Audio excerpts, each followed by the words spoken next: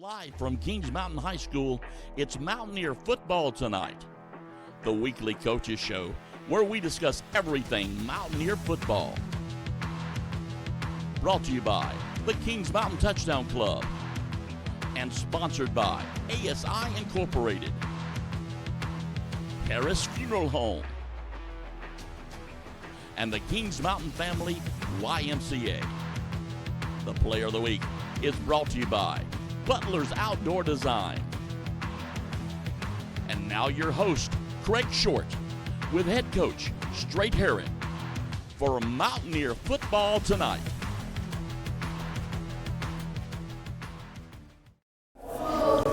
Welcome, fans of Mountaineer football tonight, your weekly coaches show with Coach Herron. We come back after the break. We're going to talk about last week's game, the first round win over Smith High School out of Guilford County.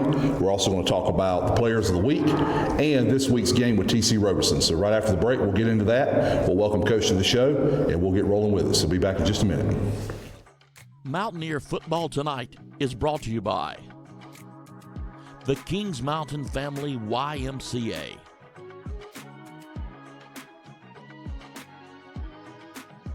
Harris Funeral Home,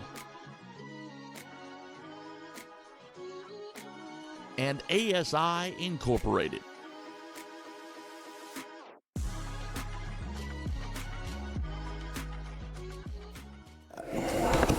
Welcome back, fans. Coach, good to see you. Good to see you. Let's get right into it. I wanted to ask you the feelings after coming off of the last regular season game, going into the first round of the playoffs. You never know. I mean, it's one and done. You never know what your team's going to do. Talk to us about how you felt the team responded, what you thought going into the game, and then how the guys responded. Well, the first thing is just getting into playoffs. You know, yeah. There's some teams that they didn't make playoffs, and so just being able to do that is something that we shoot for. We're not really a goal-setting type team. We don't sit around and say, hey, these are our goals, and one of the goals is to make playoffs. We want to make playoffs every year. I mean, that's not really a goal. That's just an expectation. So getting there was great, and I think it helped the mindset of our players. We really used a lot of time last week talking about what we want our guys to do. Like, we want them to have success, and then celebrate that success with each other, and go out and win a game as a team. And that's what they did. You know, our offense played well, our defense played well, and we did a really good job on the special teams. So I feel good about the fact that our guys took to heart what we were telling them, and went out and played probably one of the best games they played this year against a good team, a very talented team. We talked about it last week about how good they were, and you had seen them obviously on film. One of the things that impressed me was who they play. Not just who they played, but that they scored in every game. Yeah. Several of the games were tight. And then when I saw the quarterback that you talked about up close and personal, that kid is special. Yeah, he's a real deal. And so, they with players like him, you never really feel like you're out of the game, which he proved at the end of the first half. That's right. I mean, so I was impressed with how the coaches got the guys ready to play, because that was a tough game. We knew it. We knew it would be, and really, that's one of the things that we keep talking to our players about, is the whole trust factor. You got to trust, and so sometimes I think we've gotten to this point where we tell them things and they may not actually believe us. And so I've told them all week, man, number 2 is a player now. He's a special player, and I think they figured it out pretty quick and took it to heart. Yeah, he was definitely a game changer. I think you kind of answered this one with what you said about it being like a total team win, maybe one of the first of the season. Is that what impressed you most about the game last week? Well, that was the thing that like I said, that's what we discussed with them. It was about being together as a team and everybody doing their job and their part. And we, of course, we've made that comment before. It seemed seemed to me like Friday night they put more effort into that, and that's what I'm most impressed with. One of the things that looked like to me too, Coach, was some of the stuff I saw in the early season, and I remembered the Charlotte Catholic game. Like, I don't think we didn't make a ton of mistakes Friday. You're not going to play a perfect game, but like in that game back at the Catholic game, it looked like when things got a little bit hairy, guys didn't panic. Right. They took it in stride. Like I know the fumble that KJ had, which wasn't really all of his fault. He had the ball. He's running and the ball's a little bit low. The guy made a good strip, but then the team they rallied. Yeah, we just right through it. Right. And I was impressed with that they didn't. That's a good sign because oftentimes when you dwell on those things, it can mess you up.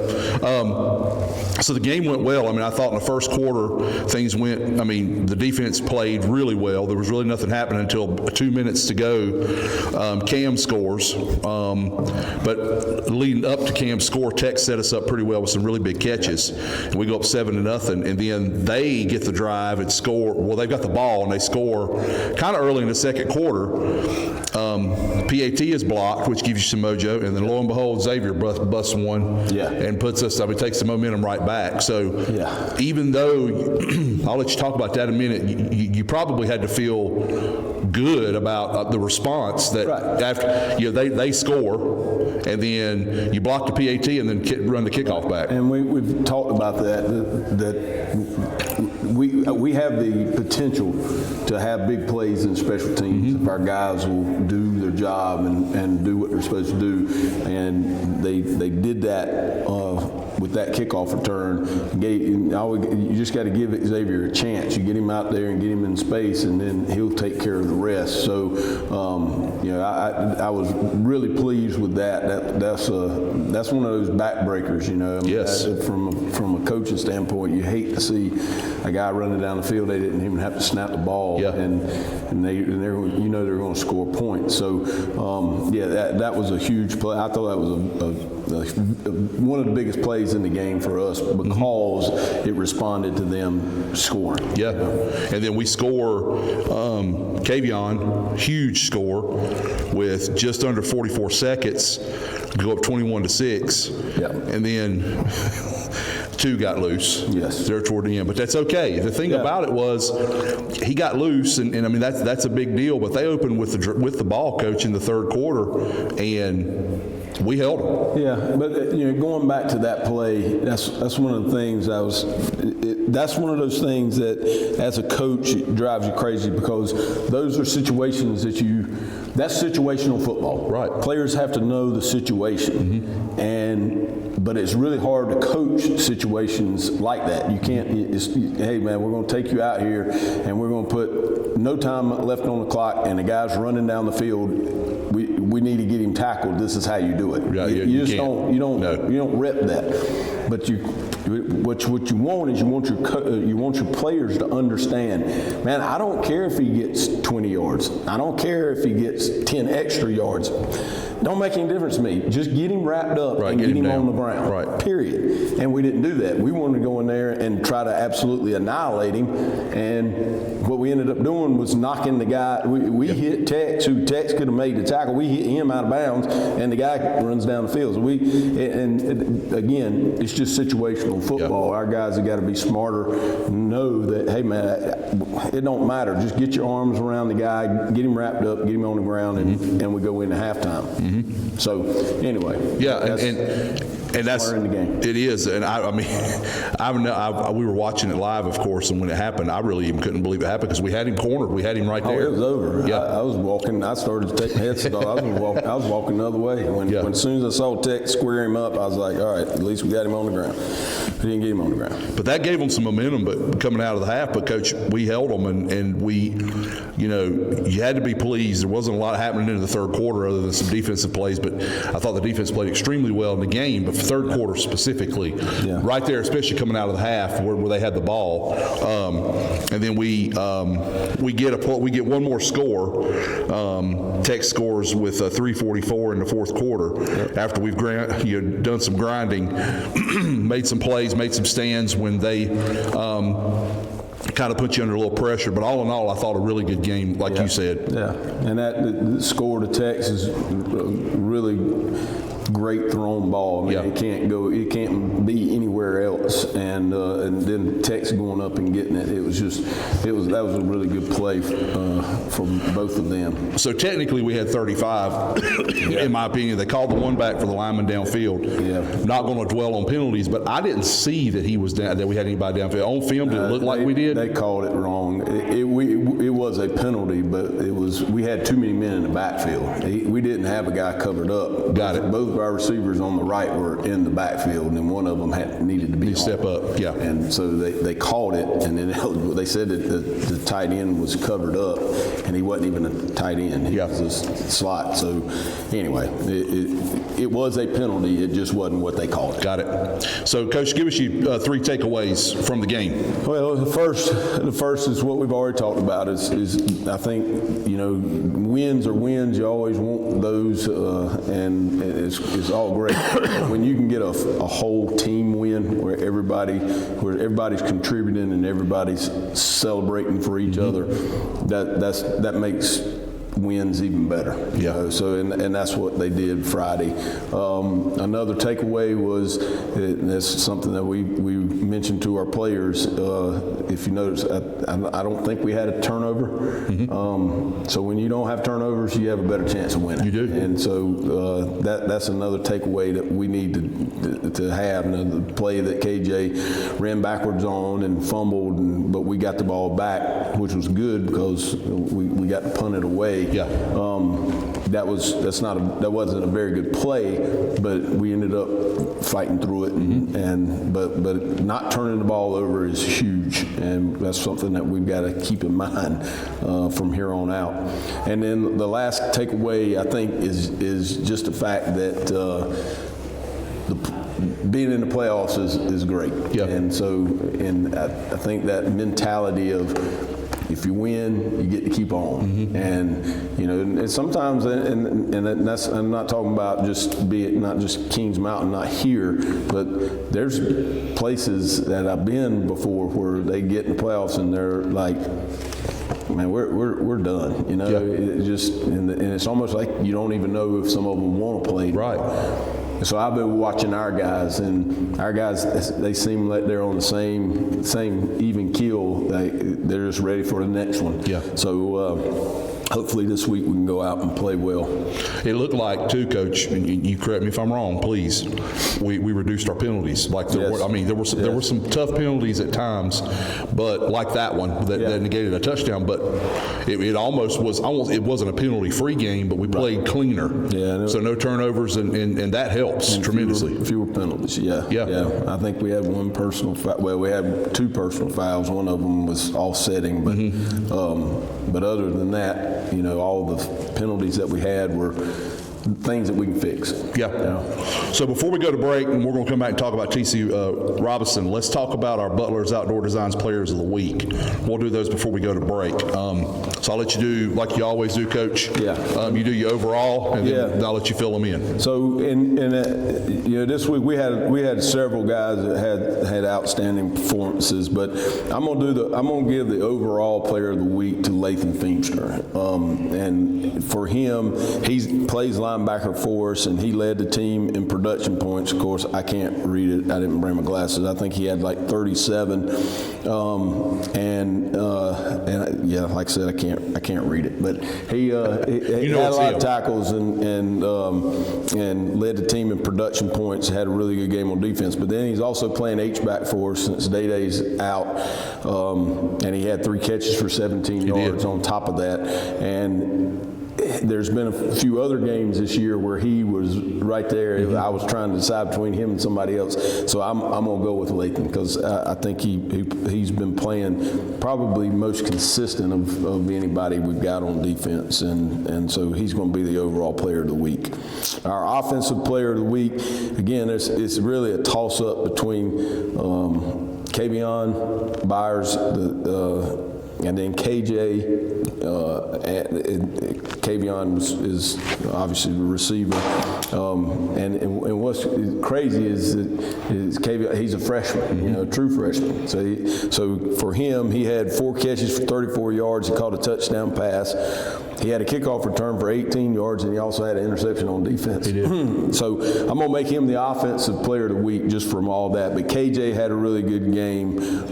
He was 20 for 25, 211 yards, and 2 touchdown passes. That's what you want out of your quarterback. And that one he threw to Kavion was a dart. A dart, yes. Yeah. And a great play from both of them. He made two throws on slants that Yes. I don't know many that can make those throws. We talked about that on air, Coach, about how difficult, people don't realize how difficult a ball that is to throw, to put it where it needs to be on time, but also how difficult it is to catch.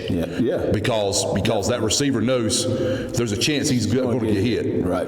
Yeah. But if you watch it, the one that he threw out in the field, not the touchdown, the one he threw out in the field, if you watch it from our end zone copy, I mean, it's going through 3 different guys. I mean, it's a great throw. So KJ he was in the mix. And then Tex, of course, Tex had a good game, 8 catches, 109 yards and a touchdown pass. So he had a great game also. And then, it's great having Kareem Coleman back.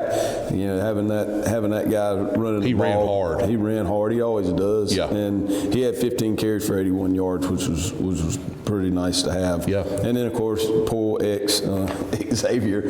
He had a catch for 8 yards, but he also had a touchdown catch. I think that's happened. When I go back and watch all the film, I think that's happened to him more than anybody else. That scores a touchdown and gets it called back because of a penalty. But hey, man, he keeps fighting, so that's a good thing. Defensive player of the week, I'm gonna go, since Lathan is overall, I'm gonna go with Samaj. Samaj had his best game that he's had in weeks, and I don't know what the difference was, and again, I can't see the stats, so I can't read them to you, but he played really, really well, and it was great to see him kind of like his old self. Yes. And so, but also Silas Tate, he and Samaj tied second for production points, and Silas had a good night back there in the defensive backfield. And then, of course, you got to throw Kavion in there because he had the interception. So all those guys played well on defense, but Samaj will be our defensive player of the week. I had a feeling you would give it to Samaj, and it was so nice. I was going to say, if you didn't, I was giving him a shout out, because I talked about on air Friday night. It was nice to see him just playing recklessly like he used to. And man, it was so. I mean, he was everywhere, and that was such a great thing to see, because no doubt. I mean, he's been a good player all season. He's still a good player, but man, he just absolutely he was noticed on Friday for sure, and he was a problem. Yeah. I think he got held a few times, and I don't blame him. I'd hold him too, but a great game. Yeah. Great game. So, and then you got your special teams. Your special teams could be between. I think it's between Xavier Hutchins and Vance Johnson, the kicker punter. Is he had a kickoff in the end zone for a touchback. He had I wrote it down. I thought I wrote it down. Maybe I didn't. But he had a punt that was down inside the 5. I think it was 68-yard punt. Yeah, he punted well. And so he was in it, but he kicked the ball out of bounds. So I'm gonna go with X. I'm gonna give X the special teams player of the week for the 88-yard kickoff return for touchdown. There we go. He did a great job. Yeah. So he did get his touchdown just off kickoff return. All right. So those are our Butler's Outdoor Designs players of the week. We'll take a break, and when we come back, we'll talk to Coach about T.C. Robinson and see what we've got in store this coming Friday. Be right back. Mountaineer Football Tonight is brought to you by the Kings Mountain Family YMCA.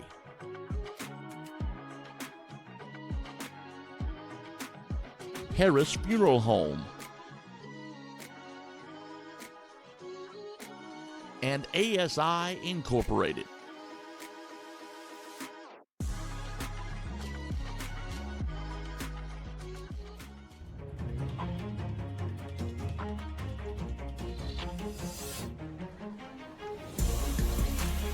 It's 45 yards, man. Bill drops back, looking for the home run ball. I don't blame him. And one. I don't blame him. I'd have held him too.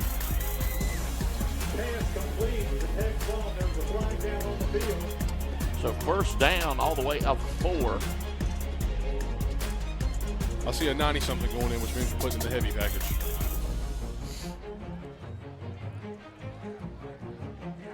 take that penalty? I think I would.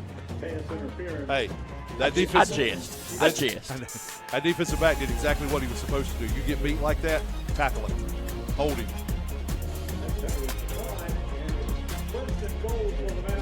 I'll tell you what, man. Something I've been routinely impressed by with KJ Bell is that he throws that ball right there almost perfectly every time. That sort of fade on the hash, it's almost exactly where it needs to be every time he throws. It's very impressive.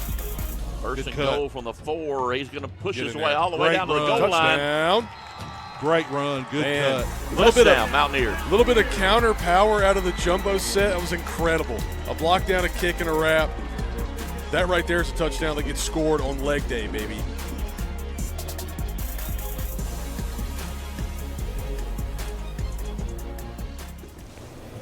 Coach, let's talk about T.C. Robinson. Drew corrected us Friday night because his beautiful bride, whose birthday is today, I know she will not watch this, but happy birthday, Sarah. She is from the mountains, and she told us it's Robinson, but I know why people get it confused, because in North Carolina, there is a Robeson County, and it is pronounced Robeson, spelled the same exact way.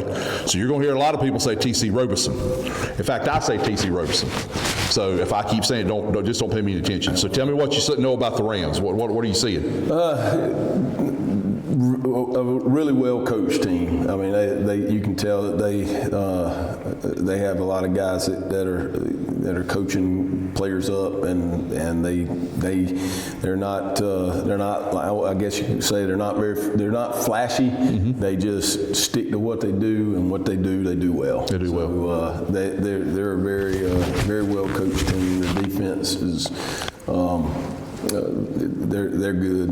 Their defense is good. They got guys that can run all over the field, linebackers that can cover ground, a lot of ground. So it's going to be tough. It's the same stuff that we've seen already before. I think it's a 4-2-5, and they play quarter coverage, I believe, and that kind of stuff. So it's stuff that we've seen before, but some of the stuff that they do is some of the stuff that gives us trouble. Right. So we've got to work through that and figure out how to handle that kind of stuff. And then offensively, they've got a quarterback that's he's kind of the dual threat guy that he can run, and he's strong. Up front, their offensive line come off the ball. They come off the ball as good as almost anybody we've seen, except that other team over there that we didn't play well against. But they've got some good offensive linemen that really get off the football. So they're a good team, and like I said, they're coached very, very well. Yeah, well, and it's what you would expect. I mean, this would technically be, in the old days, this would be an opening round game, so you would expect two good teams in this round to play anyway, and so it'll be a good atmosphere. And I know we were talking off air, some of our fans will remember they were, like in the early 2000s, they were stout, and they've been good always, but it's like they're peaking again a little bit. So I anticipate it being a challenging game. Any different preparations with it being the second week? And I'm going to piggyback it too and let you talk about both of these. Several fans asked me at church yesterday about some of the kids not dressed. I figured they weren't dressed because you were trying to save them if you could, maybe to this week. Are we getting healthier? We don't talk about injuries, but does it look like we'll get some guys back, or are we going to go with what we got? And then are you approaching it any different with it being week 2? Any guys that could come back, we wouldn't save them for nothing. Right. Yeah. But no, we're not getting anybody back. I think we're in the same boat that we were last week. We were hoping that we could get a couple of them back, and it's just not happen. So we're still what you got. We're still a little short-handed, but it's just amazing that we've got freshmen, Kavion and King Moore, and we're even using Eli Long and Dez Nolan. Those guys are getting reps on Friday night, and this is not scrub reps. Yeah. This is in the middle of the game, and it's also not a first or second week non-conference game. This is a second round playoff game and first round playoff game. Right. And it's awesome to see them playing, because they're as good athletically as we have, but they're not experienced. Right. But when they play, they give it everything they've got. They don't know any better. And they don't know any better. Yeah. And I hope they never learn. Yeah. I hope they don't learn the other way. I hope they stay that way. And but it's really fun to watch them because you can coach them. You know, they know they don't know everything, and they want somebody to help them. So it's really fun, but it's a different situation than I've ever been in. I had a boss one time, coach, tell me that the best training you can get is OJT, on the job training. On the job. And so, I mean, like you said, they just don't know any better. Put them out there and let them run and see how they do. Yeah, and they've done a great job. It's fun watching them. Yeah. When you see Kavion catch a touchdown pass on a slant route. Yeah, we were excited too. Because, you know, the thing about with him, we've been seeing, he's played defense all year. So we've seen him make some plays on defense. Oh, yeah. And then he started playing a little bit of offense. And then Friday night, man, he had a big one right there. Yeah, he had several. He had catches, yeah, that were needed. I mean, they were, and it's fun to watch them, and I hope they continue just to grow. I hope this is going to help them in the long run. But we went out and practiced today. It was freezing cold, and I didn't hear one person complain. They went through it and got it done, and we'll be back tomorrow morning to go again. Which means they still like each other. Oh, yeah. And they kind of like you a little bit too, I guess. I think so sometimes. maybe not all the time. Not all what it's supposed to be. So, let you sip your coffee. I'm going to get you out of there on that. Yes, sir. Good luck this week. Thank you. Yes, sir. Have a good practice in the morning. Yeah. And let's try to get that win Friday night. No doubt. So, Friday night, we'll talk about the game in just a moment time-wise, and we'll get Coach out of here on that one so he can get on home and come back, and we'll do this week at Kings Mountain and another couple special announcements. See you soon. Mountaineer Football Tonight is brought to you by the Kings Mountain Family YMCA,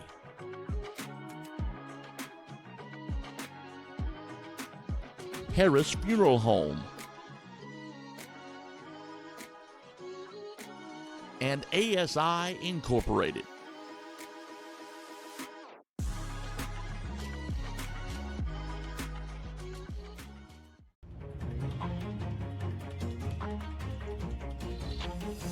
So much for tuning in. First round of the playoffs. Right, I was about to say tied, but it's not after the block kicks. Mountaineers lead 7-6. Your first annual Q Tucker NCHSAA 6A high school football playoffs.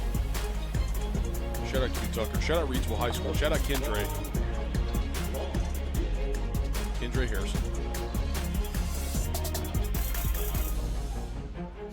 Short kick. Turnable. 13-yard line. Got a hole to run through. Still on his feet. Is a house call. Unless there's any laundry on the field, nobody's going to stop him. Touchdown, Mountaineers. Wow. Love to see that momentum swing. Well,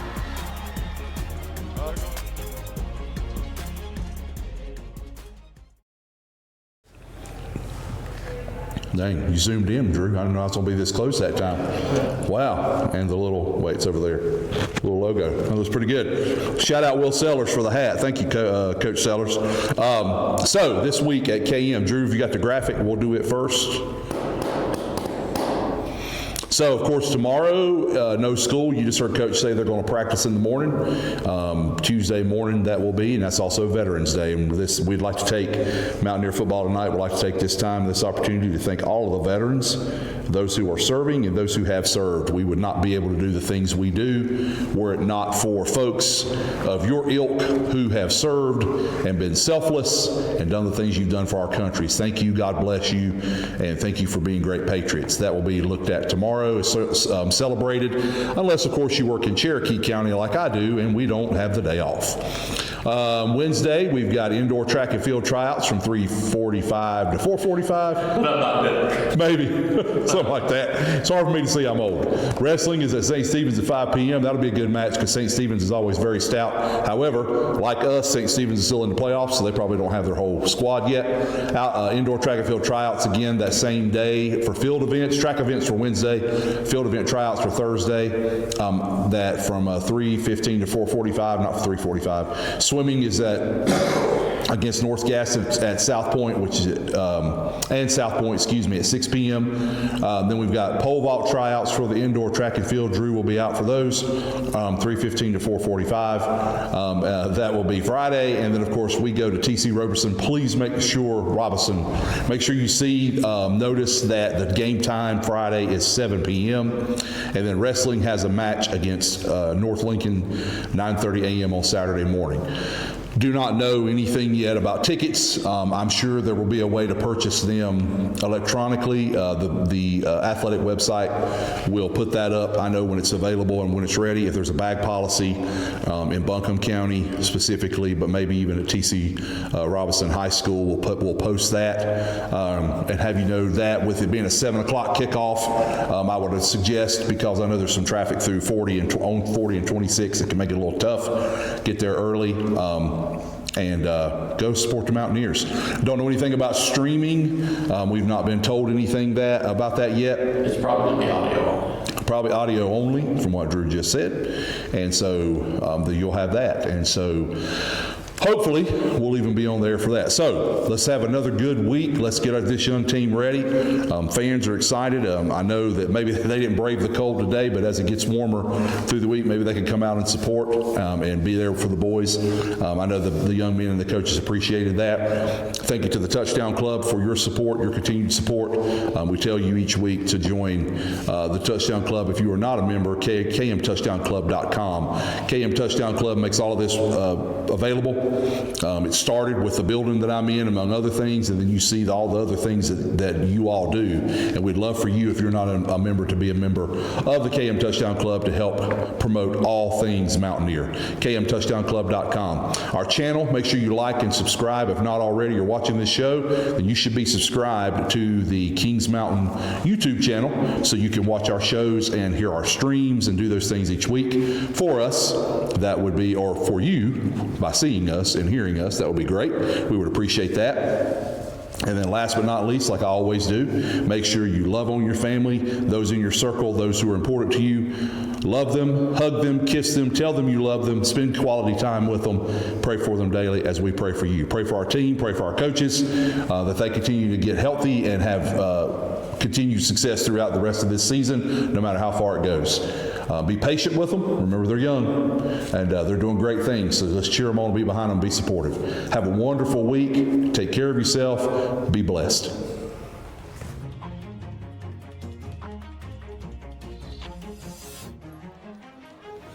So first and goal from the 6.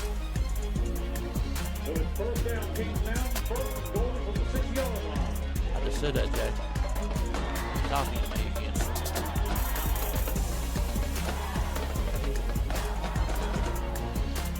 Bell trying to throw it to the end zone and does. Slant, touchdown. Touchdown, Mountaineers. What a great slant. Good catch. He threw a laser, man.